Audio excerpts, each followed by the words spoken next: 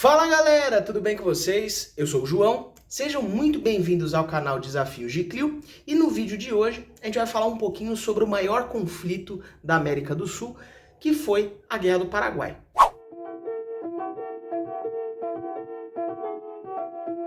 E se você ainda não conhece o nosso canal, seja muito bem-vindo, seja muito bem-vinda. Se você gostar desse vídeo, deixe seu like, comenta aí pra gente e compartilhe com seus amigos que são interessados em história e buscar conhecimento a respeito de história, de geografia, vestibular e assim por diante. Inicialmente, a gente tem que retomar que um conflito ele não acontece do dia para a noite.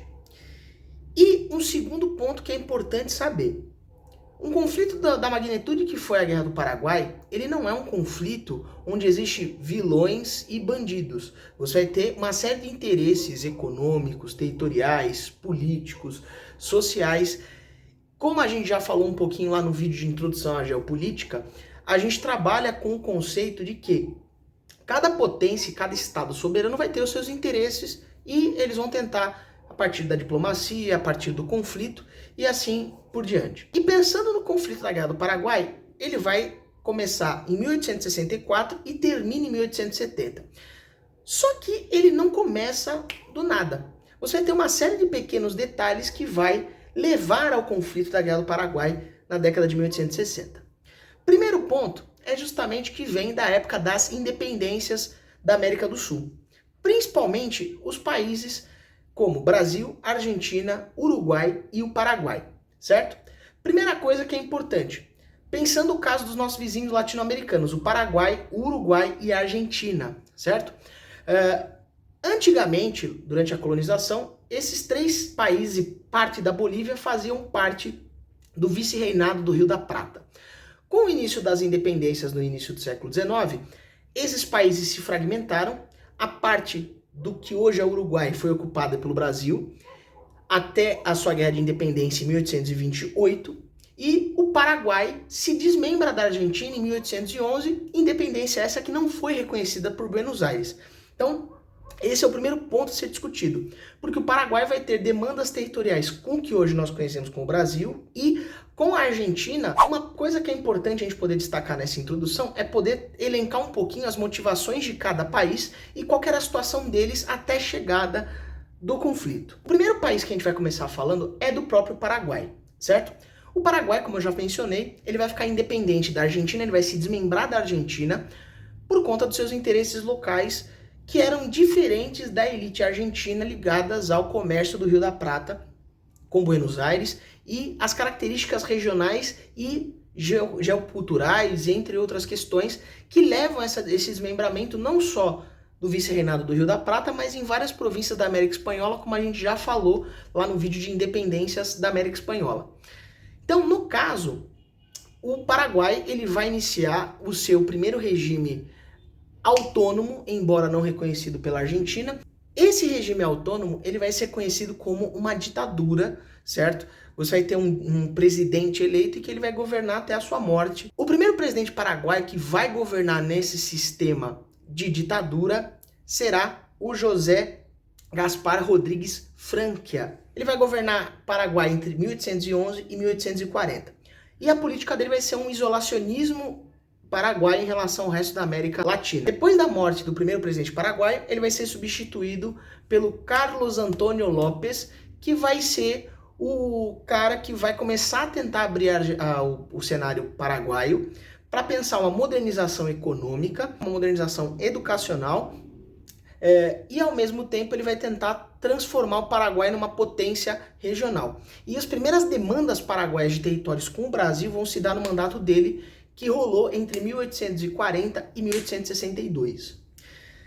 E ao mesmo tempo, essa modernização econômica tinha muito apoio da Inglaterra. Então, outro mito que a gente vai quebrar aqui agora é que a Inglaterra foi a grande arquiteta da Guerra do Paraguai. Mentira.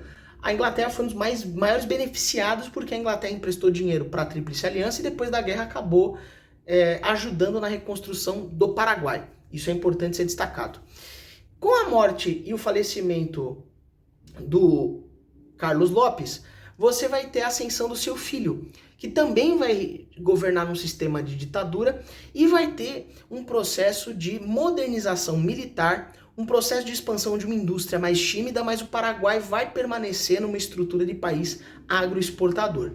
E o Solano Lopes, que era o filho do Carlos Antônio Lopes, ele vai ter esse projeto de tornar o Paraguai uma potência regional para provavelmente conseguir rivalizar com o Brasil e a Argentina e se tornar uma potência respeitada.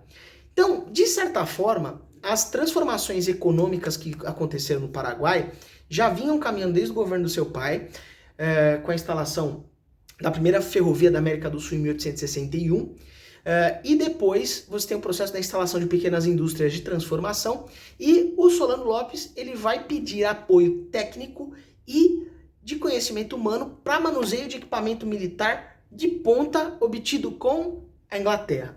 Então isso é um ponto extremamente importante para ser salientado. O Solano Lopes ele vai governar o Paraguai de 1862 até a sua morte em 1870.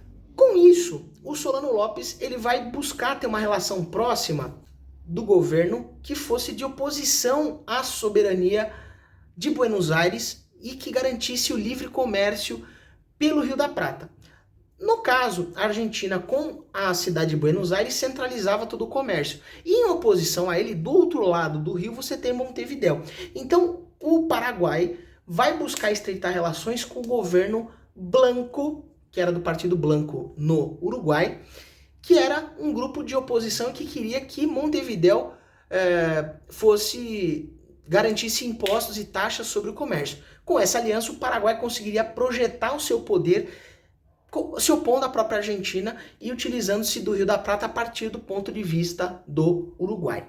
E ao mesmo tempo, ele também vai se aproximar dos rebeldes federalistas na Argentina. Isso é um ponto importante que a gente já vai falar. Brevemente a gente vai falar sobre a Argentina. No contexto pós-independência da Argentina, a Argentina tinha um sistema de democracia um pouco mais sólida do que o Paraguai, tinha eleições mais regulares e não tinha um sistema tão autocrático e que perseguia os seus opositores, como é o caso do Paraguai.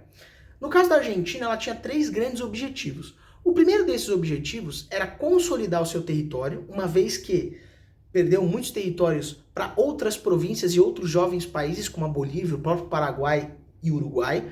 Então, manter o território que já tinha, reprimir os rebeldes que eram contrários ao Estado unitário argentino.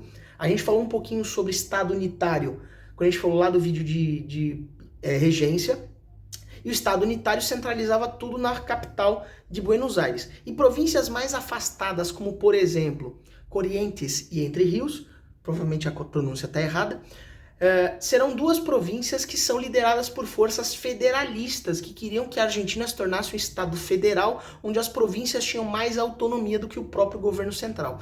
Então, um dos desafios da Argentina era também manter essa solidez sociopolítica. E, de certa forma, a ideia deles era tentar derrotar as forças federalistas nas 2 províncias, que eram lideradas pelo José Urquiza, que era o líder dos federalistas argentinos, que, por sua vez, eram aliados dos paraguaios, porque eles se opunham ao governo central argentino. O presidente que vai governar a Argentina ali na década de 1860 será o Bartolomeu Mitre, que vai governar de 1862 até 1868. Agora vamos para o próximo país. Vamos falar um pouquinho do Brasil. Qual que é a grande demanda brasileira? São 2. Tem as questões territoriais com o Paraguai na fronteira do Mato Grosso do Sul atual, na época era só Mato Grosso, mas o ponto principal, o Brasil queria uma livre circulação pelo Rio da Prata, por quê? A partir do momento que ele estabelecesse o livre comércio e a liberdade de circulação e navegação pelo Rio da Prata, a comunicação entre o Rio de Janeiro e o Mato Grosso era muito mais fácil, porque não se tinha um projeto de interligação terrestre entre Rio de Janeiro e Cuiabá. A viagem demorava aproximadamente 5 meses saindo do Rio de Janeiro de navio, passando por toda a costa brasileira, entrando no território uruguaio pelo Rio da Prata e subindo o Rio da Prata, atravessando as 2 margens, a margem oriental uruguaia, ocidental argentina, e subindo, atravessando, entrando no território uruguaio para depois entrar no território do Mato Grosso, chegando até Cuiabá, avançando pelos rios aqui da Bacia Platina. E ao mesmo tempo, então, era uma forma de garantir essa integração regional. Fora a questão do próprio comércio na região. Vamos falar um pouquinho agora do nosso vizinho, o Uruguai. O Uruguai ele vai ter 2 grupos políticos diferentes no contexto do pós-independência uruguaia em 1828. Você vai ter o Partido Blanco e o Partido Colorado. O Partido Blanco era formado por latifundiários, estancieiros e toda a galera do agronegócio do Uruguai. Esse pessoal acreditava que você tinha sim que limitar o acesso ao Rio da Prata, tinha que se taxar o Rio da Prata, para que o Uruguai pudesse lucrar um pouco com esse comércio em concorrência com o próprio Buenos Aires.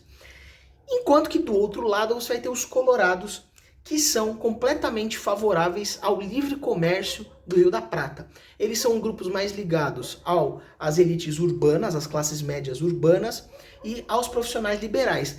E então, nesse formato, esses dois grupos estão em oposição tanto militar como política eleitoral. Então, o Uruguai vai ter uma instabilidade desde a sua independência que é muito marcante e que vai ser o grande ponto de discórdia que vai levar o início das rusgas finais da Guerra do Paraguai. E dentro desse cenário interno do Uruguai, é importante destacar duas coisas. O Uruguai tinha, na década de 1860, uma liderança, que era o Bartolomeu Berro, que era do Partido Blanco, que era apoiado pelo Solano Lopes no Paraguai e, por sua vez, o Solano Lopes ele tinha essa triangulação com as forças internas no Uruguai e na Argentina com os federalistas. Por outro lado, os comerciantes brasileiros vão apoiar os colorados no Uruguai. E dessa forma você tinha essa aliança. Indiretamente, os argentinos, ligados ao governo central argentino, gostavam da ideia de um livre comércio, porque dessa forma você teria uma concorrência natural entre Montevidéu e Buenos Aires. Então dessa forma você garantiria um equilíbrio. Então a Argentina vai apoiar de forma indireta os colorados nesse embate da década de 1860. Vai estourar em meados de 1863 para 64 os primeiros conflitos entre os estancieiros gaúchos do Rio Grande do Sul e os estancieiros gaúchos uruguaios. O termo gaúcho ele tem uma disputa aí pela etimologia da palavra, mas se acredita que a origem vem do quechua, da língua dos indígenas da Cordilheira dos Andes, e que esse idioma passou para toda a região que tem pessoas que criam gado solto, e que criou essa cultura. Então é bom marcar essa proximidade econômica e cultural entre esses grupos, mas tem uma diferença nacional entre os uruguaios e os brasileiros. E no caso, quem vai assumir a presidência do Uruguai será o presidente do Senado, que era o Atanásio Aguirre, que era do Partido Blanco. E ao mesmo tempo, essas rusgas entre estancieiros brasileiros e estancieiros uruguaios vai se aprofundar, e ao mesmo tempo os estancieiros brasileiros vão enviar uma petição para o Rio de Janeiro. Rio de Janeiro vai enviar uma comissão diplomática para que o governo Aguirre tentasse solucionar esses conflitos da melhor forma possível, porém, segundo a informação, o Aguirre não deu muita atenção às reivindicações brasileiras. Sabendo disso, a opinião pública voltada para os colorados vai começar a se opor ferozmente contra os blancos e se iniciam as primeiras escaramuças entre os colorados e os blancos em meados de 1864, e o Brasil vai enviar apoio tático e militar para as forças ligadas aos colorados. Os blancos, por sua vez, vão tentar se defender da melhor forma possível, usar o corpo do Estado uruguaio contra os colorados. Em meados de março de 1864, o Barão de Tamandaré vai receber uma frota de 10 navios e cerca de 4.000 soldados brasileiros para ir até a fronteira do Rio Grande do Sul com o Uruguai para fazer uma pressão diplomática. Nesse primeiro momento, o Brasil não iria interferir no conflito. O Paraguai, por sua vez, ele vai ficar alerta, afirmando que essa movimentação era um tanto perigosa. Em meados de agosto para setembro de 1864, o Brasil invade o território uruguaio e, ao mesmo tempo, em meados de agosto antes, o Solano Lopes tinha dado um ultimato para o Brasil. Se você invadir o Uruguai apoiando os colorados, a situação nossa aqui vai ficar feia. E, no caso, o Brasil ignorou tudo isso, julgando pelo tamanho do Paraguai, a força militar do Paraguai. Ele invade, vai conseguir vitórias interessantes no ano de 1864, como a tomada de Melo, o cerco do Paissandu e a chegada no Uruguai em meados de fevereiro de 1865, com a chegada em Montevidéu com as tropas brasileiras naquela região. Nesse caso, a Guerra Civil Uruguaia ela se fecha com a renúncia e a deposição do Aguirre, e nesse caso ele vai fugir para o Paraguai para ser recebido de braços abertos pelo Solano Lopes e as forças paraguaias. E ao mesmo tempo, 5 dias depois da sua fuga, rola a eleição no Uruguai, e quem é eleito é o Venâncio Flores, que era um colorado que foi apoiado pelo Brasil. Só que grava esse contexto aqui. Lembra que o Paraguai deu um ultimato para o Brasil?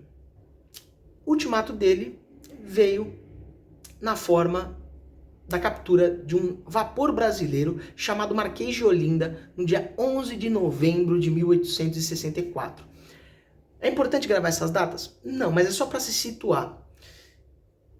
O navio vai ser apreendido em Assunção, e o que tinha de importante nesse navio? Tinha dinheiro, recursos financeiros e o presidente da província de Mato Grosso, o coronel Carneiro de Campos, que era o presidente que estava a caminho de Cuiabá. O navio foi apreendido, sob a alegação de que era um navio que continha armas. Então o Paraguai vai confiscar esse navio lá em Assunção, e o Solano Lopes, sabendo dessa movimentação e recebendo informações da intervenção brasileira no Uruguai e informações dos blancos radicais uruguaios, o Solano Lopes supôs, baseado nessas informações, de que o Paraguai seria o próximo a ser invadido por conta da ligação entre o governo do Solano Lopes e os blancos uruguaios.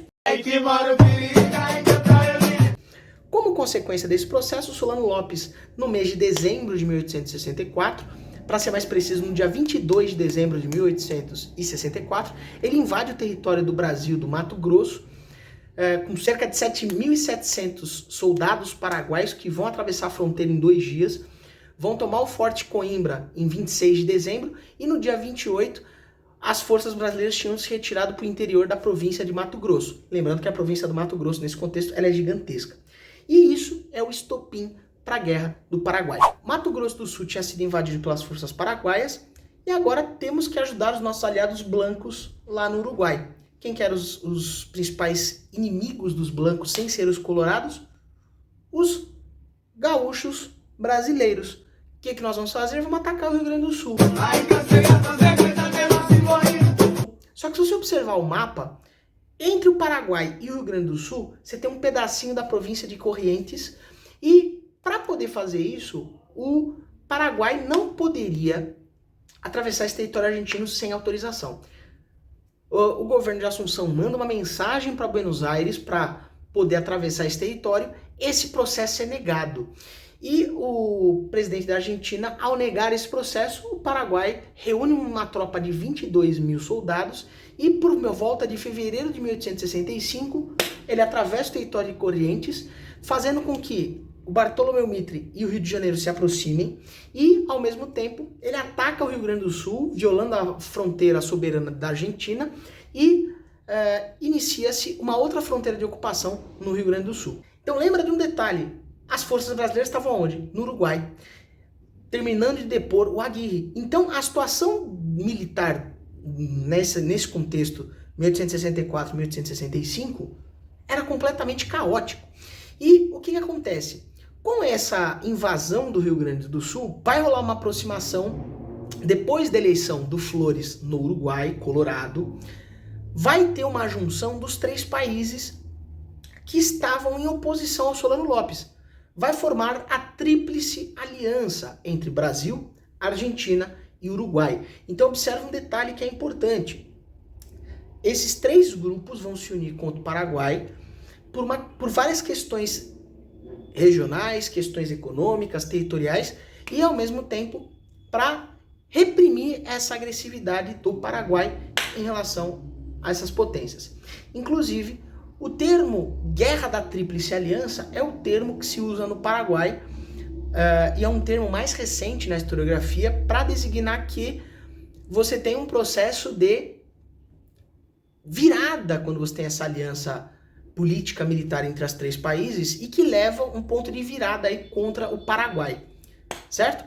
Bom, até final do ano, até meados de setembro de 1865, as 2 áreas de invasão no Brasil tinham sido reprimidas pelas forças do Exército Brasileiro, junto com as forças da Tríplice Aliança em apoio. Lembrando que a maior parte das forças militares da Tríplice Aliança eram brasileiras. E o que eles conversaram entre si? Nosso plano é depor o Solano Lopes. Quando a gente depor o Solano Lopes, a aliança acabou e a gente segue a nossa vida aí bonitinha. Vale destacar também que com a assinatura do Tratado da Tríplice Aliança, rolou uma contraofensiva no território do Mato Grosso em meados de outubro de 1865 e novembro de 1865 foi quando o território do Rio Grande do Sul foi retomado pelas forças da Tríplice Aliança. E na sequência inicia uma série de combates em território paraguaio para depor o Solano Lopes. Bom, algumas batalhas de destaque dentro do teatro da Guerra do Paraguai que são importantes a gente falar, certo? Primeiro deles, a Batalha do Riachuelo. É uma batalha naval que marca a superioridade naval do Brasil em relação ao Paraguai na bacia do Rio da Prata, que garantiu um isolamento comercial e econômico do Paraguai em relação ao resto do globo. Porque a principal via comercial do Paraguai era pelo Rio da Prata. Uma vez que o Rio da Prata estava sob controle da Marinha Brasileira, esse foi um dos golpes que vai estrangular a economia e o abastecimento paraguaio do ponto de vista militar. No ano seguinte, a gente vai dar destaque para uma batalha que aconteceu em 22 de setembro de 1866, a Batalha de Curupaiti, próximo a Curupaiti, no Paraguai, que vai ser uma grande vitória paraguaia que vai levar à morte de mais ou menos 4.000 soldados da Tríplice Aliança e garantiu ali uma estacionada na guerra, ali num conflito, durante os próximos 2 anos até meados de 1868. E tinha um problema, para conseguir se chegar em Assunção tinha que se passar pela bacia do Rio da Prata e passar por uma fortaleza que era inexpugnável por conta das suas defesas, artilharia, barragens e tudo mais, que era a fortaleza de Humaitá. As forças brasileiras, junto com as forças uruguaias e argentinas, vão conseguir superar e vão fazer a passagem de Humaitá inutilizando a artilharia uruguaia e vai abrir caminho para subida até Assunção, no Paraguai. A passagem de Humaitá acontece no dia 19 de fevereiro de 1868. E ao mesmo tempo as forças de infantaria e cavalaria vão avançando pelo interior do Paraguai, atravessando o Chaco paraguaio, atravessando toda a parte do interior, sofrendo algumas resistências do exército paraguaio, que foi sendo completamente dilacerado pela numerosidade das forças da Tríplice Aliança. E como consequência, o Solano Lopes ele vai enviar o máximo de forças para impedir a chegada das forças aliadas até Assunção. Essa junção não vai ser possível, que Assunção vai ser invadida pelas forças da Tríplice Aliança em meados de janeiro de 1869. E quando rola essa invasão, o Solano Lopes ele mete o pé e vai fugir para o interior, porque ele sabia que ele ia ser deposto, eventualmente ele seria morto. Então, temendo isso, ele foge para o interior do Paraguai e, para muitas forças da Tríplice Aliança, ele já não estava no poder, vamos resolver o pepino aqui, e acabou aqui. Uma dessas lideranças era o Duque de Caxias, que era o líder das forças da Tríplice Aliança nesse contexto. Ele vai dizer, olha, Solano Lopes não está mais no poder, vamos colocar um aliado nosso aqui no Paraguai e vamos meter o pé daqui, vaza daqui, deixa o Paraguai seguir a vida dele. A gente já fez um monte de inimigos pelo caminho, já matou muita gente, vamos seguir o baile por aqui. E, por outro lado, você vai ter o Conde D, que era o marido da Princesa Isabel. Ele vai ser um dos líderes de uma outra ala que decide o quê? A guerra só vai acabar quando a gente capturar o Solano Lopes. Quando a gente conseguir fazer ele ser punido pelos seus crimes e a sua agressividade com relação ao Brasil. O Conde D, ele também estava visando ganhar Ibope. Assim como a gente falou no vídeo de abolicionismo, o Conde D, ele queria ganhar visibilidade para a monarquia, porque é como disse a professora Cláudia Valadão, ela diz o seguinte, que a Guerra do Paraguai vai ser o auge e a crise do Império no Brasil. Porque a partir da Guerra do Paraguai vão começar a aparecer os problemas internos do Brasil Império que vão levar a essa mudança de cenário interno do Brasil.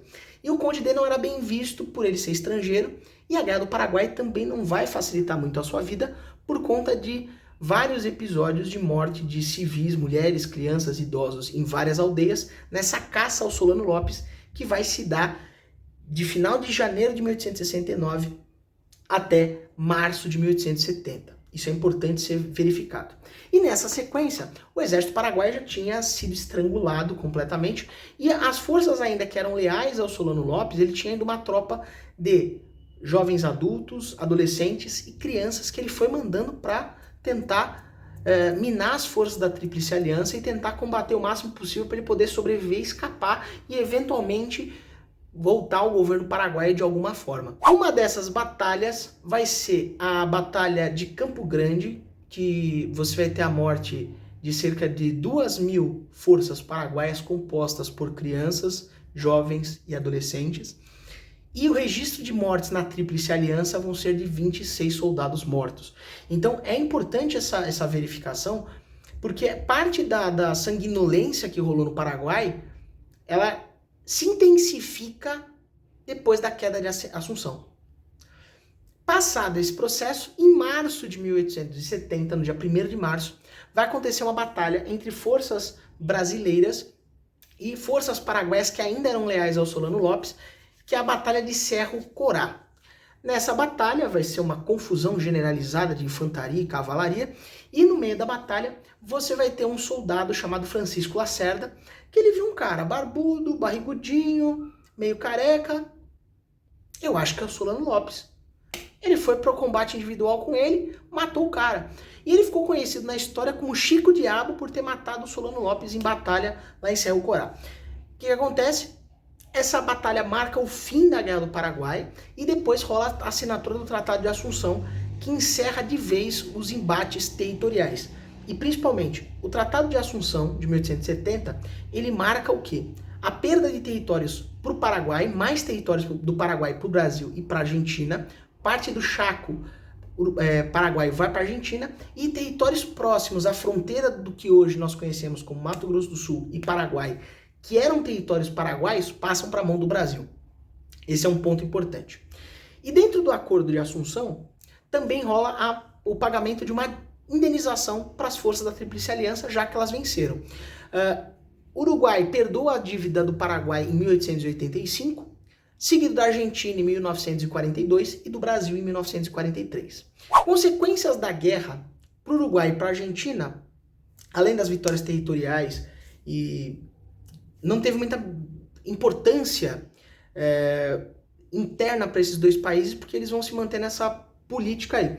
Mas vamos ter os dois principais afetados pela guerra, os mais afetados pela guerra, o Paraguai e, em segundo lugar, o Brasil. Eu vou começar falando do Brasil, porque é como eu disse agora há pouco, vai iniciar o fim do Segundo Império, porque o Brasil vai começar a gastar muito dinheiro para manter a máquina de guerra operante, vai pegar um dinheiro emprestado com os ingleses, porque as relações diplomáticas foram reatadas próximo do início da guerra, e ao mesmo tempo, o Brasil vai sair da guerra com um exército fortalecido, vai sair com um exército pensando propostas de mudança, então partes do exército vão se tornar republicanos, partes do exército vão se tornar abolicionistas por conta do desempenho da população africana brasileira escravizada no conflito da Guerra do Paraguai. E também o Brasil garantiu um exército moderno, equipado e uma marinha de guerra que era a maior marinha da América, era a marinha brasileira na década de 1870. Ela só perdia em números e potência para a Inglaterra. Então se percebe que rola um endividamento do Estado brasileiro e vai levar uma crise econômica que vai se arrastar pelos próximos 18, 19 anos, que vão acabar culminando no fim do Império, dentre outros fatores. Já o Paraguai, a situação do Paraguai é um pouco mais complexa. Você tem cerca de mais da metade dos soldados mortos em combate foram baixas paraguaias, certo? Dos 400.000 mortos aproximadamente, porque esses números são muito difíceis de serem obtidos por conta de registro e tudo mais, então as estimativas colocam que tiveram um total de 400.000 combatentes somando todos os lados. E dessas mortes, 200.000 mortes foram do lado do Paraguai. Somado a isso, você teve uma morte de um total de 80% da população masculina. Então a população paraguaia, ela vai ser composta naquele contexto por mulheres, crianças muito jovens, idosos e pessoas inválidas que foram afetadas pela guerra, sejam homens, sejam mulheres, sejam crianças. O Paraguai, por sua vez, vai perder a sua pouca potência industrial, em comparação com outros países da região e mesmo com a sua potência pré-guerra. A agricultura paraguaia vai entrar em crise e o Paraguai vai ficar quebrado economicamente, e parte dessa situação sociocultural e econômica do Paraguai, que se estende até hoje, essas marcas que tornam o Paraguai hoje a potência que ela é, vem desse conflito do século XIX. E outra coisa que vai afetar bastante a questão paraguaia vai ser a dívida de guerra que o Paraguai tinha contraído no pré-guerra para sua modernização do exército. E, ao mesmo tempo, a Inglaterra vai auxiliar o governo paraguaio da transição com a sua reconstrução. E, fora isso, a cláusula que também vai prejudicar o Paraguai pelos próximos 6 anos dentro desse embate vai ser a ocupação do território paraguaio de Assunção pelas tropas brasileiras até 1876. Então isso é um ponto também importante a ser lembrado e ser marcado. E é justamente por conta de toda essa situação, desse caos e dessa mortalidade que foi a guerra do Paraguai, que os nossos vizinhos paraguaios não gostam de chamar esse conflito de guerra do Paraguai. Eles chamam de guerra da Tríplice Aliança porque eles foram derrotados, massacrados e a situação geral do Paraguai acabou levando a esse estado de declínio e de devastação generalizada. Se você gostou desse vídeo, deixe seu like, comenta aí embaixo, compartilha com seus amigos e lembre-se sempre, dúvidas e desafios, chama a Clio.